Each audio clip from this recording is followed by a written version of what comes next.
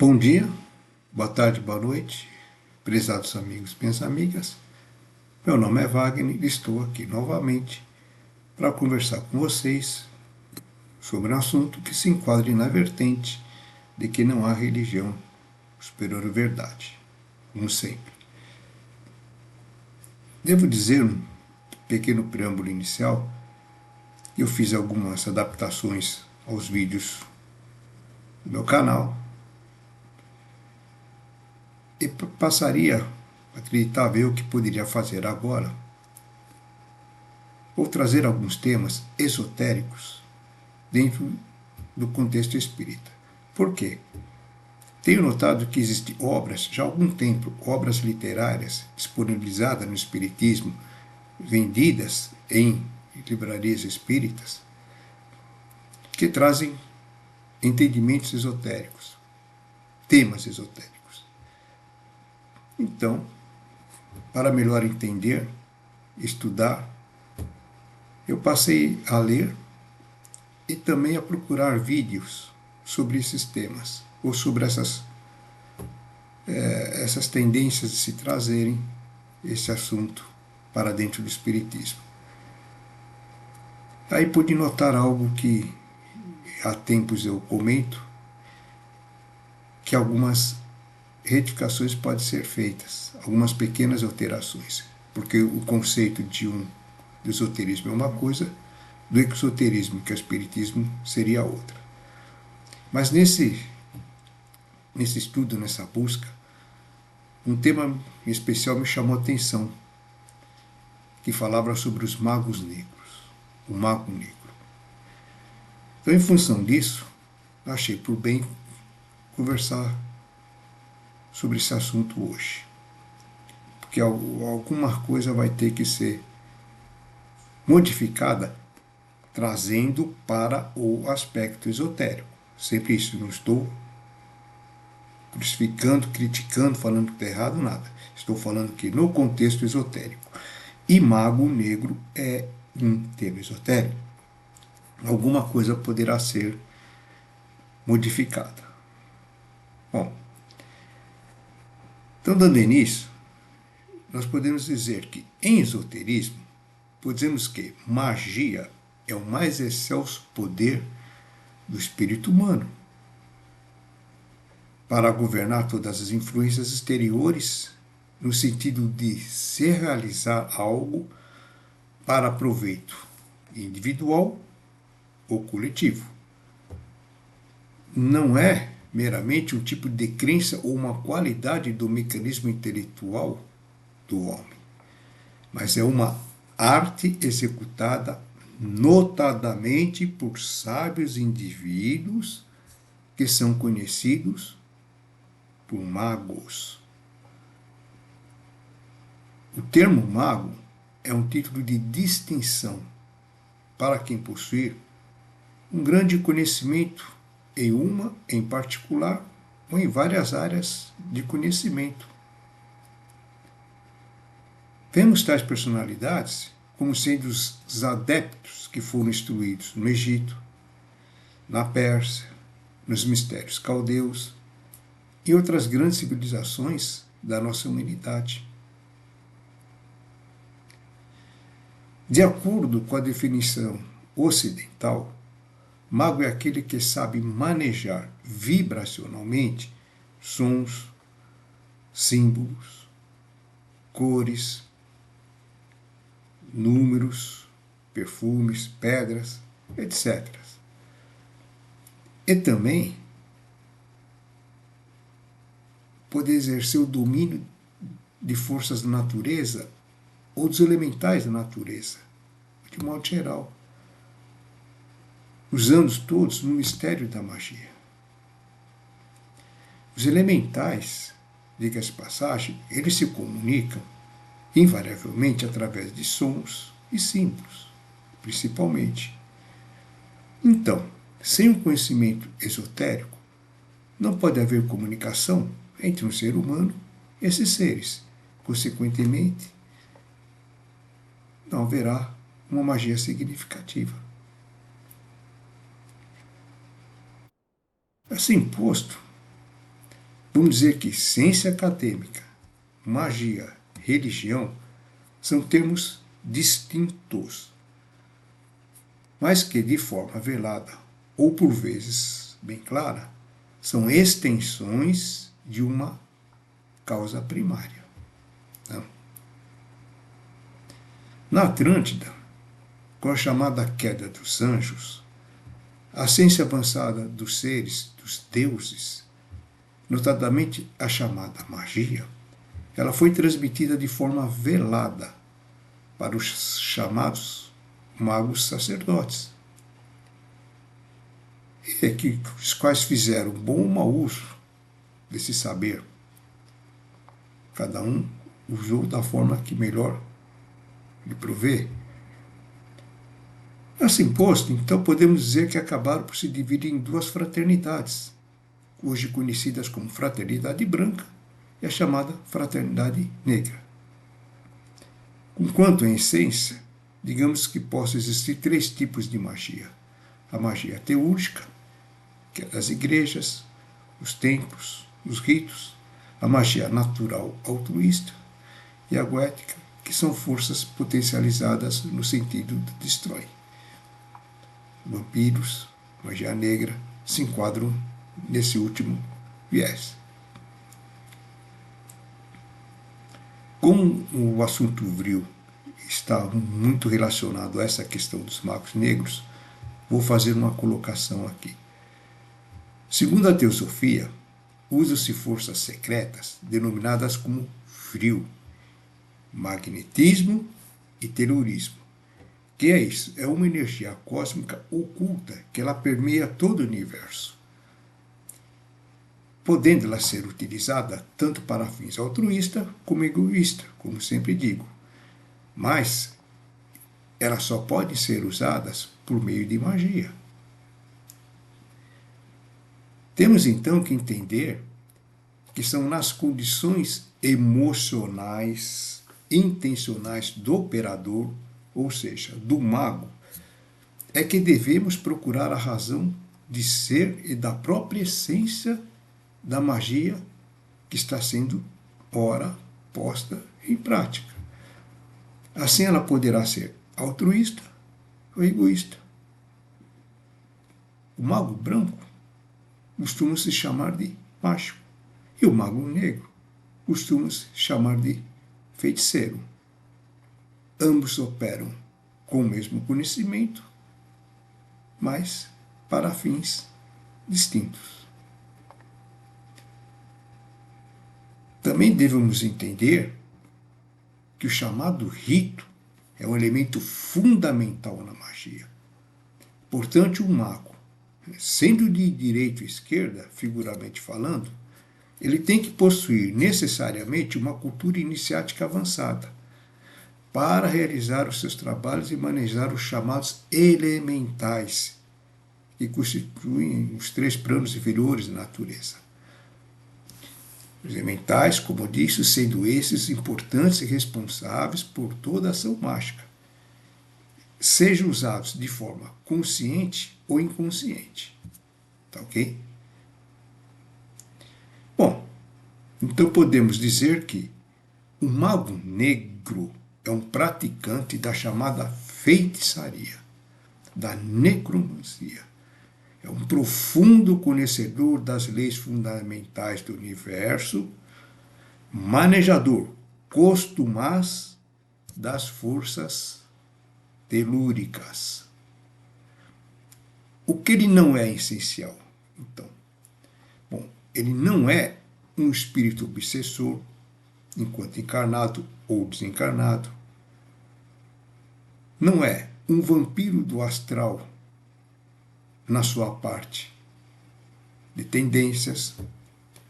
Não são os íncubos e os súcubos, nem o próprio diabo das religiões esotéricas, das igrejas.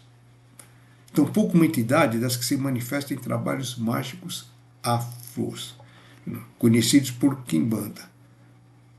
Não é, esotericamente falando, nada disso. Esotericamente falando.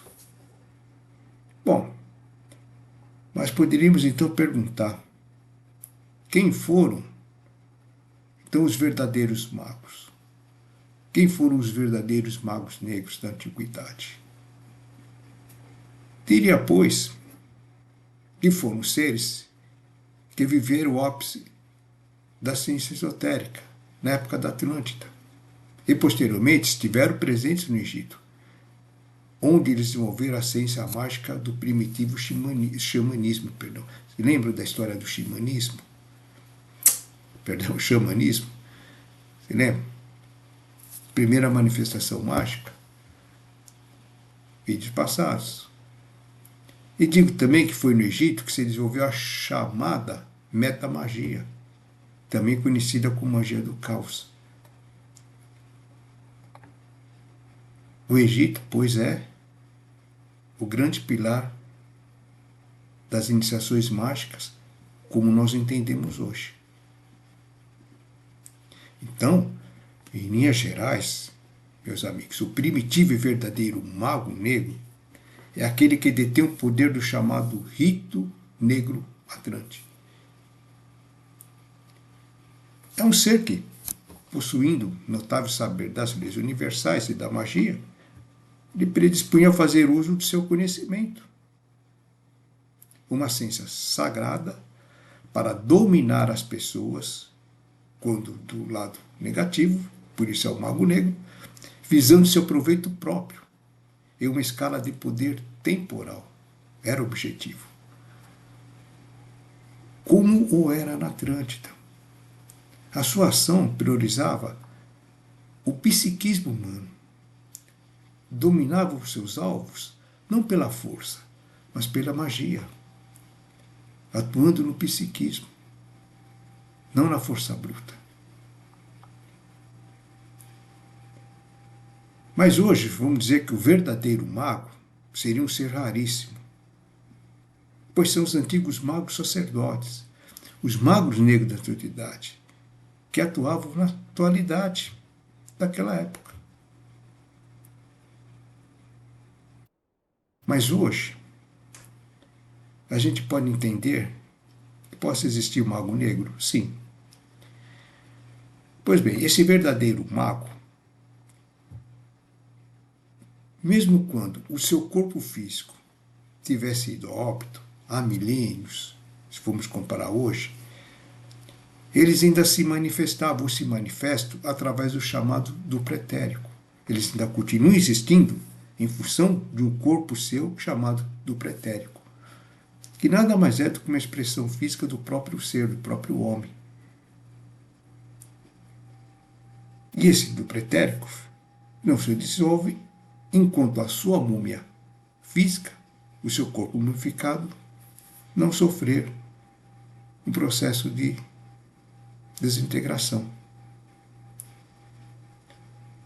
Esse caso está ligado à chamada maldição dos faraós. Mas para os espíritas, entendam que nas obras de Luiz Sérgio, ele mesmo fala sobre o do pretérico. Ele mostra o do pretérico como um corpo ao corpo físico. Após a morte, desenlace, fica um corpo pairando, que o do pretérico é um corpo físico também, embora de uma textura muito mais sutil. Durante uma semana aproximadamente, ele fica ali acoplado ao corpo físico e depois se dissolve. As pessoas, quando falam que veem fantasmas nas tumbas, seria esse corpo do pretérico. Qual a finalidade desse corpo? Ele já explica ali. Sem esse corpo não há vida biológica, porque ele quem vai captar o prana, o fluido vital, e passar para o físico. Quem transmuta as energias mais densas, mais sutis, para as mais densas, transmuta para os nossos chakras. Vibracionalmente, ele que faz essa mudança. Então, sem ele não há vida biológica. Embora ele seja um corpo sem consciência de si. E apenas serve para isso. Mas vamos então, para facilitar, vamos colocar na condição de ser um mago daquela época. Talvez fique mais fácil se entender como funciona esse processo. Então vamos dizer que eu, Wagner, fui o mago das sombras, o mago negro, no Egito. Tá bom. Em determinado momento, eu vou falecer. O meu corpo físico vai ser mumificado, guardado, escondido, em lugar secreto, para que o meu duplo etérico não se dissolva. Que uma vez dissolvendo o físico, o duplo etérico não teria como existir. E ao contrário, o duplo etérico se dissolve logo após a morte física. Mas eu vou preservar o meu corpo físico. Por que eu vou preservá-lo? Porque eu vou tratar de trabalhar esse duplo etérico. De que forma? Por processos mágicos, eu vou transportar o meu conhecimento de personalidade de Wagner, porque vou deixar de ter o corpo físico, vou trasladar esse conhecimento para o meu corpo do pretérico. Porque o meu físico vai embora. Se não for embora, mesmo que vai ficar mumificado, não vai ter mais vida. Não vai acessar. Não vai ter mais correspondência nenhuma. Então, eu não tenho mais corpo físico, mas eu preciso do meu conhecimento, não vou abrir mão dele. Então é trasladado para o meu duplo etérico. Bom, e aí? E aí que eu continuo vivendo como Wagner. Sem ter um corpo físico, sem estar ligado a uma mônada, ao espírito, a uma tríade. A ideia é essa. Figuramente falando, é uma forma daquela busca do Santo Graal, da vida eterna. O Wagner não quer morrer. Então, a única forma, já que eu não vou ter o físico mortal, eu faço esse processo mágico com o meu duplo etérico. E fica consciente e o Wagner continua vivo. O mago negro continua vivo. Não fisicamente, mas com todo o seu conhecimento, o seu saber, nesse corpo duplo etérico.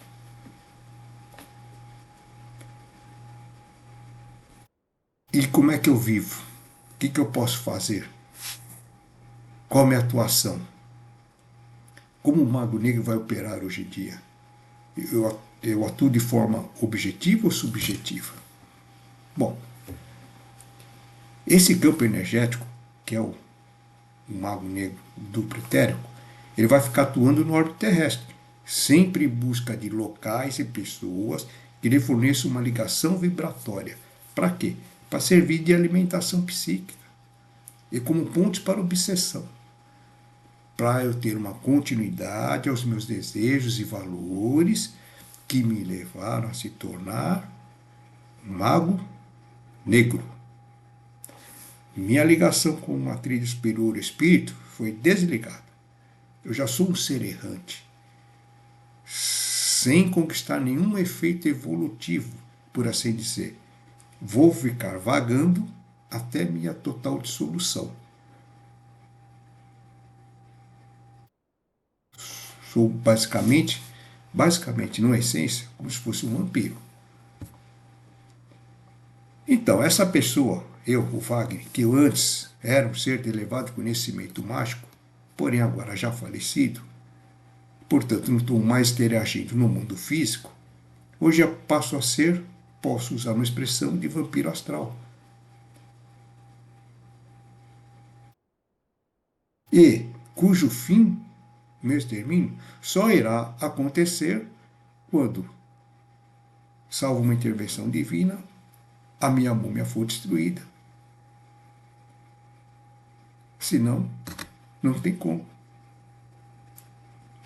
Agora, a minha destruição, o trabalho do lado da luz, por assim dizer, contra das trevas, em obtendo ou tentando a minha destruição, fica bem claro que eu não estou destruindo um espírito, uma tríade. Não é isso que eu estou destruindo. Estou destruindo uma criatura, não a criação. Até porque ninguém poderia destruir um espírito, uma mônada, um ego, uma tríade. Então, a destruição, vamos deixar bem claro, é desse ser Assim mesmo, da mesma forma como se encerra a vida de uma pessoa, não se destrui a sua essência, destrui só a sua parte humana. É uma coisa óbvia. Agora, vamos deixar bem claro, espíritos ou tríades são uma coisa. Vampiros são vampiros, mago negro é uma outra coisa completamente diferente.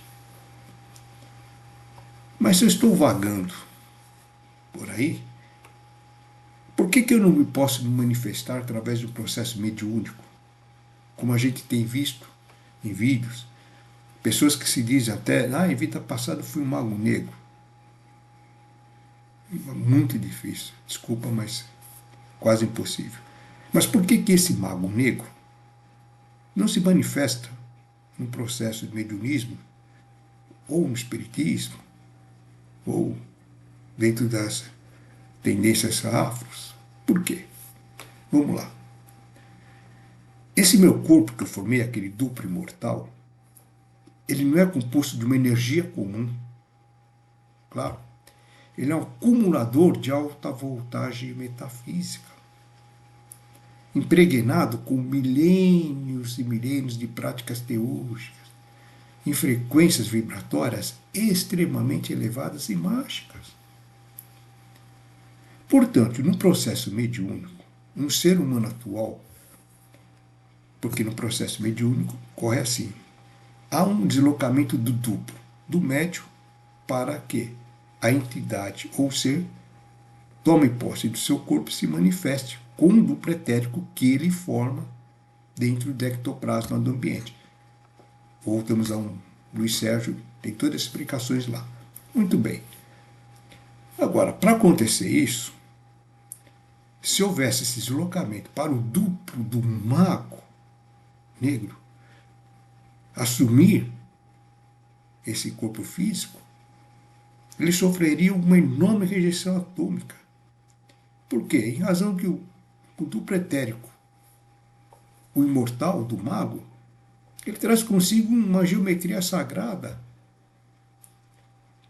que não é compatível com o organismo humano atual, com o nosso organismo, com o organismo do médium.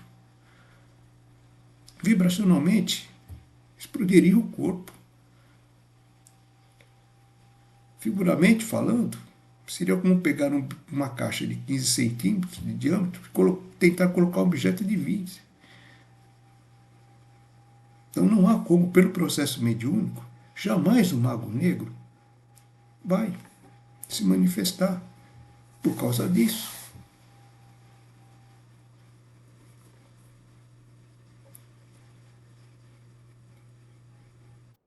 Muito bem. Quando esse mago negro se depara com uma realidade que pode lhe ser, por exemplo, interessante. Vamos ver, eu tornei o mago negro, estou como um Wagner, mas o Wagner já foi embora. Já foi dissolvido o meu corpo astral, meu corpo mental. Tudo que existia do Wagner, da personalidade, o Wagner não existia antes de nascer, existe quando estava vivo, biológico, e deixa de existir depois que morreu. Salvo nesse processo do pretérico, mas tudo bem. Mas fisicamente não mais existe. Mas aquela tríade, aquele espírito, isso eu deixei de existir há 6.000 anos, como Wagner. Hoje eu sou um mago negro, não sou o Wagner, mas eu deixei de existir como Wagner há 6.000 anos. Mas essa tríade já providenciou uma nova encarnação? Ou como queiram, esse espírito já voltou a reencarnar? Muito bem. E como é que foi feita essa encarnação? As minhas tendências vibratórias, vamos entender que o espírito, o ego, ele aproveita só o que for de bom para englobar em si, para administrar, inserir em si mesmo. O que não for proveitoso fica aquilo que a gente chama de karma, a leitura dos atos. Toda aquela energia negativa fica de karma. Quando for feita uma nova roupa, que eu fui uma roupa, que foi usada e descartada. Quando esse ego, esse espírito, voltar a encarnar, formar uma nova roupa, ele vai usar todo aquele conhecimento que eu deixei, todas aquelas energias que eu voltei e vai fazer um novo corpo. Evidentemente que aí entra o karma para quem for assumir. Então eu vou ver um ser humano que está usando toda aquela minha energia. Opa, aquele lá veio de onde eu vim. Ele não tem o conhecimento que eu tenho. Ele não tem esse conhecimento, mas energeticamente ele continua de onde eu parei. Nós já falamos isso em trabalhos anteriores. Então, aí sim, pode haver até uma aproximação energética. Ele acaba se identificando, opa, peraí, tem alguma coisa aqui que está tocando que eu conheço, um tipo de energia que eu conheço. E aí é natural que ele se aproxime desse ser encarnado. Mas vai fazer para o processo mediúnico alguma coisa com ele? Não. O que ele vai trabalhar? Por osmose, por intuição. Em se potencializando todas as energias no sentido destrói, que eu deixei como potência nesses atos, que eu deixei como karma, ele vai, evidentemente, tomar o mesmo rumo. Aí eu vou insuflar esse desejo, vou aquecer, vou induzi-lo a fazer as coisas que eu gostaria de fazer se eu ainda estivesse com o corpo físico. Assim, um mago negro pode interferir nessa forma, e não só nesse ser que está, por assim dizer, da nascente de onde eu vi, mas em todo um contexto. Os grandes políticos, os que detêm o poder, as pessoas que, de uma certa forma, trabalham para a lesa divindade, são seres em potenciais para esse mago negro intuir. Óbvio, todos nós sabemos isso, independente da religião. Mas intuição, ele só trabalha dessa forma. É engraçado que, por exemplo, a busca pela vida eterna da personalidade do Fagner. O Mago Negro conseguiu, mas um custo altíssimo. Porque ele vai ser apenas o que ele foi. Ele não mais evolui, ele não tem mais as sensações físicas, porque as sensações orgânicas do físico ele não vai tê-las, porque ele não consegue o intercâmbio, ele só vai ter sensitivas e vai ficar à mercê do tempo. E sabendo que não mais faz parte daquele contexto evolutivo, daquele espírito, daquela ter. É um ser errante por aí. Alguns costumam falar como um vampiro errante. Foi o preço. Ele não possui mais um freio ou uma direção que ele estava na vida, que era a sua trilha, o seu espírito. Agora ele só reage como se fosse instintivamente, como se tivesse descido um degrau na evolução, ao par de todo o conhecimento que ele tem. A interligação, então, é apenas por processos vibratórios. Ele não vai ter mais a sensação da carne. Não vai poder ingerir, mesmo que ele faça com o seu duplo etérico, condicione de uma forma tão física, através de processos que ele ainda possa usar dentro do cosmos, dentro das energias cósmicas, que ele possa transitar como se fosse um ser humano, alguém que possa enxergá-lo como um ser humano, ele não tem organismo biológico. Ele não vai poder ingerir comida, bebida, não vai poder procriar, ele não vai ter mais as sensações sensitivas, é só vibratórias. Então ele vai ser um espectador, só espectador do mundo, ele não vai participar da peça. Mas é um ser perigoso. Mas está limitado à sua própria decisão da imortalidade do duplo.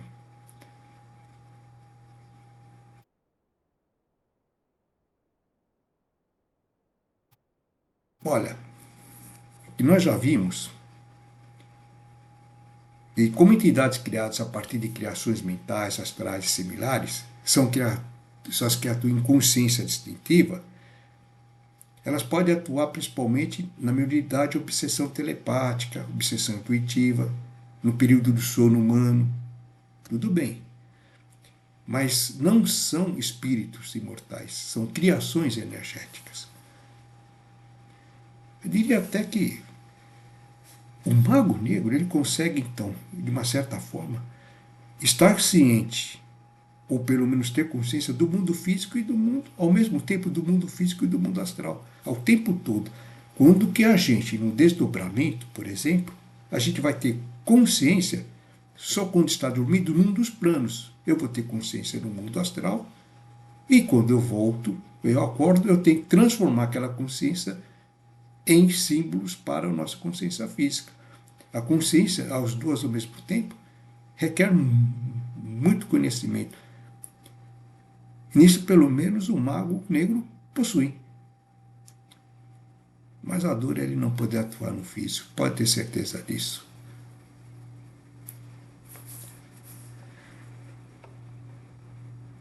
Olha, eu poderia dizer para vocês agora, particularmente, só uma coisa, que ensinar é uma nobre uma arte nobre, perdão,